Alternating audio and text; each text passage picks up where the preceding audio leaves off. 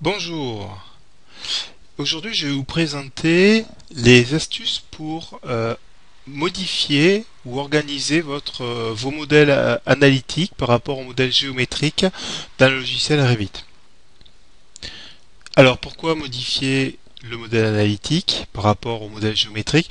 Parce que lorsqu'on fait du calcul, on a besoin de simplifier le modèle et donc cette simplification passera par la modification de ces modèles analytiques.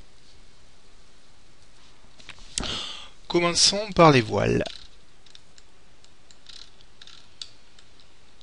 De façon générale, dans les exemples, vous avez la version de départ et en dessous, vous avez la version finale.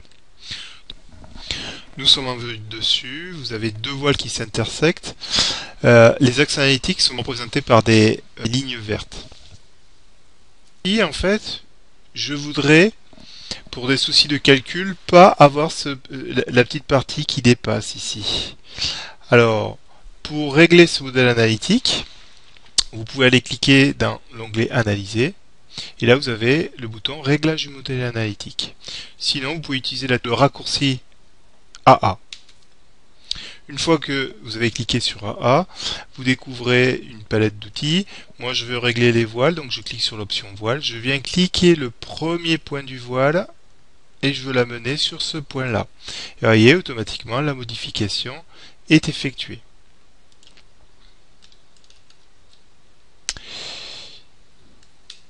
Ici, vous avez donc en vert les axes analytiques des voiles, en bleu, le point bleu, l'axe analytique du poteau, et en orange, l'axe analytique de la poutre. Donc là aussi, j'ai besoin, pour des raisons X ou Y, venir déplacer l'axe analytique de la poutre à l'intersection de mes deux voiles. Je vais réutiliser le raccourci AA. Venir sélectionner l'axe analytique de ma poutre. Apparaît une poignée, je vais venir pouvoir étirer ma poutre ou la déplacer verticalement, ou vraiment cliquer sur le point pour venir sur l'intersection entre les deux voiles. Une fois que la modification est effectuée, vous cliquez sur OK.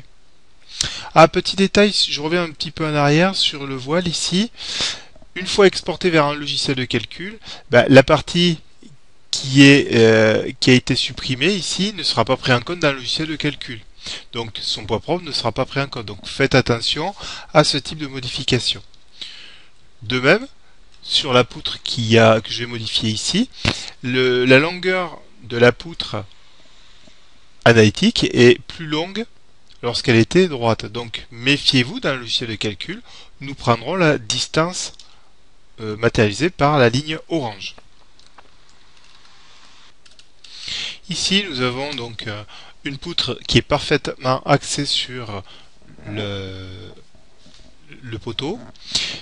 Je vais l'excentrer par rapport au poteau à la face extérieure. Vous pouvez constater que le modèle analytique de la poutre part de son extrémité et va rejoindre l'axe analytique du poteau.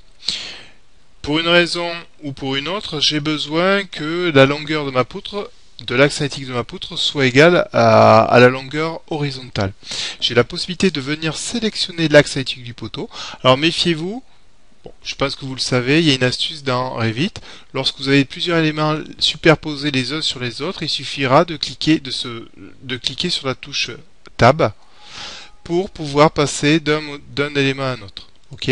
Donc je vais venir cliquez sur mon poteau analytique et là vous avez dans les options des propriétés du poteau analytique lien analytique. Donc là vous voyez automatiquement il positionne un lien analytique, donc une liaison rigide, et l'axe analytique de la poutre est conservé horizontal.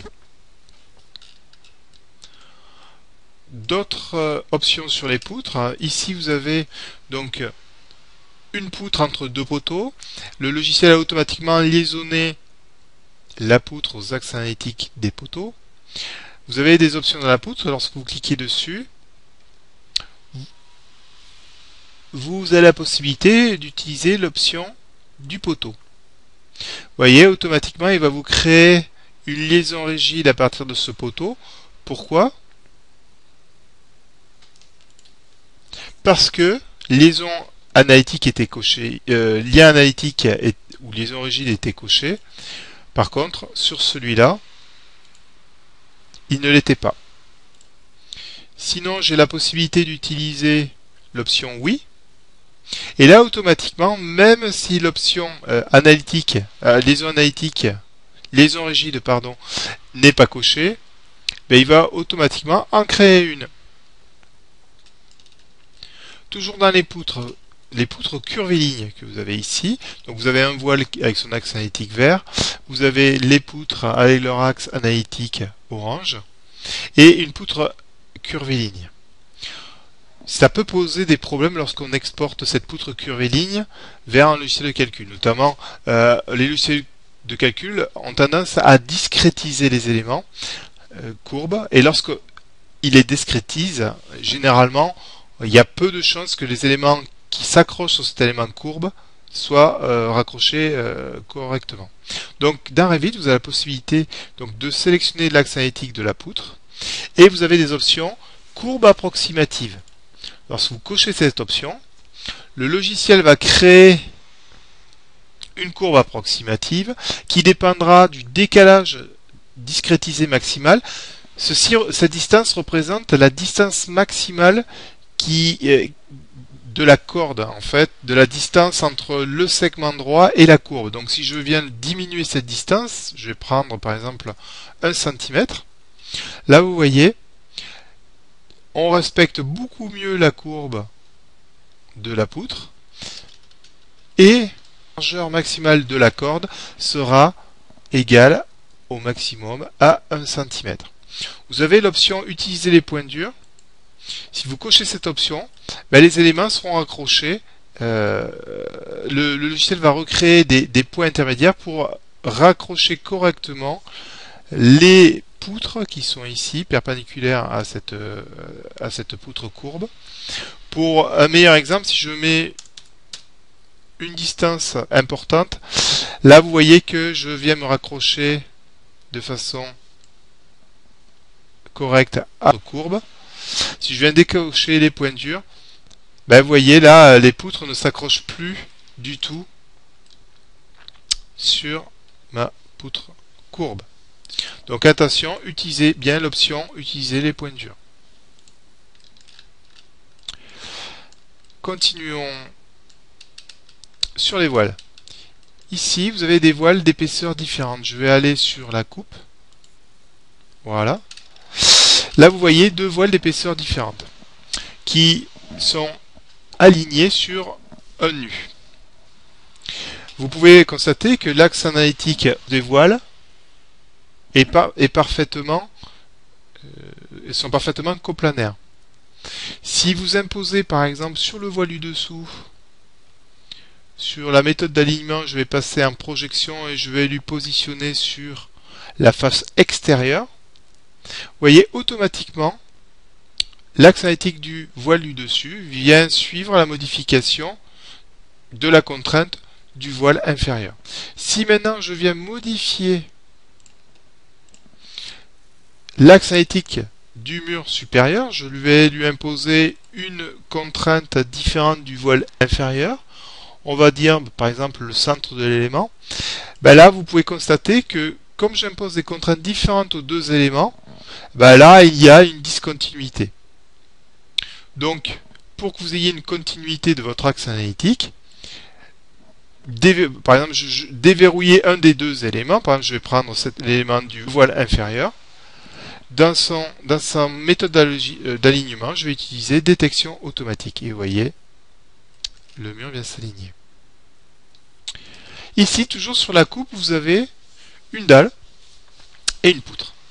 L'axe analytique de la dalle est représenté par l'axe marron et l'axe analytique de la poutre est représenté par ce point orange. Par défaut, Revit vient mettre les axes analytiques de la dalle sur la partie supérieure de la dalle. C'est souvent ce qui est utilisé quand on fait du calcul.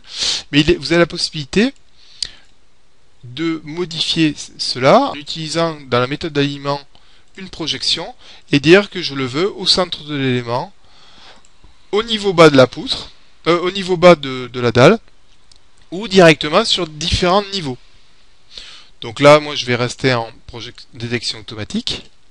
De la même façon, vous voyez, par défaut, lorsqu'on va créer une poutre qui est comprise dans la dalle, automatiquement, il va fusionner l'axe analytique de la poutre avec l'axe analytique de la dalle.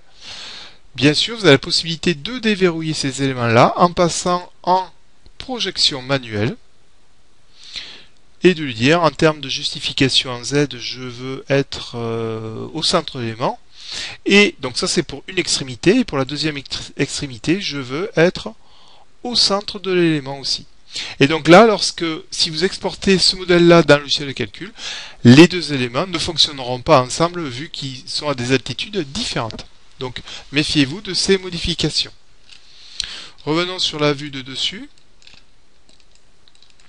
Et concernant les dalles, maintenant. Ici, on est en vue de dessus, donc nous avons des voiles avec des axes analytiques verts, un poteau avec son axe analytique bleu, et la dalle, je n'ai pas encore activé son axe analytique, pour bien vous montrer que l'axe analytique de la dalle passe ici sur le côté extérieur, déborde un petit peu ici, là il est au nu extérieur du voile, et nous avons un porte-à-faux. Là, je vais activer l'axe analytique de la dalle. Vous pouvez constater que à l'heure actuelle, le contour de l'axe analytique de la dalle est bien sur le contour extérieur de la dalle géométrique. Si vous exportez ça vers un logiciel de calcul, vous allez vous retrouver avec des petits porte-à-faux dont la distance se situe entre l'axe analytique du voile et l'axe analytique de la dalle, et cela n'existe pas en réalité. Donc vous avez une option dans Revit où vous venez sélectionner votre axe analytique de dalle, et là dans le paramètre détection automatique. Et donc là vous voyez que il vient aligner l'axe analytique de la dalle à l'axe analytique des voiles. Et ici vous avez, même si vous avez un petit porte-à-faux, il vient de l'aligner ici. Par contre, il ne le fait pas sur un porte-à-faux plus important. Alors, qu'est-ce qui fait qu'il le fait ou il ne le fait pas? Vous avez des options dans l'onglet Analyser, ici, où vous mettez par défaut des distances. Donc là, en distance horizontale 30 cm et verticale 30 cm. Cela veut dire que si la distance est inférieure à 30 cm, il va faire cette modification. Si elle est supérieure à 30 cm, il ne va pas la faire. Ces paramètres-là sont pour tout le fichier. Bien sûr, vous avez la possibilité de venir modifier votre dalle manuellement. Toujours, vous cliquez sur la touche de raccourci AA et vous allez pouvoir cliquer sur votre dalle et dire ce contour-là, je veux venir l'amener par exemple à l'axe du voile, ici. Et donc là, je l'aurais fait manuellement. Ok? Un autre exemple. Donc ici, vous avez une dalle et des voiles. Je vais passer en 3D. Ici. Une nouveauté de la version de 2014, la possibilité d'aligner les voiles par rapport au nœud des dalles. Donc je vous donne un exemple. J'utilise le raccourci AA, réglage de mur. Je viens par exemple cliquer sur ce mur ici et je peux dire tu t'alignes par rapport au point de la dalle qui est ici. Si je vous refais l'exemple, je resélectionne l'option, je prends le bord du mur et je l'aligne par rapport à ce nœud là. Et ainsi de suite. Une autre option dans les dalles qui est très importante, lorsque vous avez des différentes trémies, il y a dans certains cas, au calcul, vous voulez négliger certaines trémies. Donc, après avoir utilisé le raccourci AA, vous utilisez l'option ouverture. Des petites checkbox apparaissent dans vos ouvertures et notamment, je ne veux pas prendre en compte la petite trémie ici. Je la désactive, je valide. Analytiquement, elle ne sera pas prise en compte. Par contre, géométriquement, on constate qu'elle y est. Revenons sur la vue de dessus. Et prenons cette élévation. Donc là, vous avez une poutre et un poteau. Voilà. Donc moi, je voudrais que l'axe analytique du poteau soit ramené à la tête et non pas s'intersecte avec la poutre qui est ici. Donc là aussi, je vais utiliser la touche AA. Je vais sélectionner le nœud ici et je vais utiliser l'option aligner. Donc je veux aligner quoi? Je veux aligner la tête du poteau au nœud qui est ici. Alors attention, je vais utiliser la touche Tab pour sélectionner le poteau. Et là, vous voyez, j'ai exactement obtenu ce que je voulais. Si je reviens en arrière et que vous faites une mauvaise manipulation, donc je veux aligner en tête de poteau ici et je clique directement. Là, vous voyez, je déplace les nœuds de la poutre. Ou alors, une autre erreur, je vais l'aligner ici, je fais une fois Tab et là, je vais aligner le nœud analytique de la poutre. Donc méfiez-vous des éléments que vous sélectionnez. Je vous rappelle que lorsque vous utilisez la touche Tab, apparaît en bas à gauche les informations de ce que vous êtes en train de sélectionner. Voyez? Donc voilà, c'est ce que je voulais vous présenter sur la modification du modèle analytique en vue de l'exporter vers un logiciel de calcul. Je vous souhaite une bonne journée et à bientôt. Au revoir.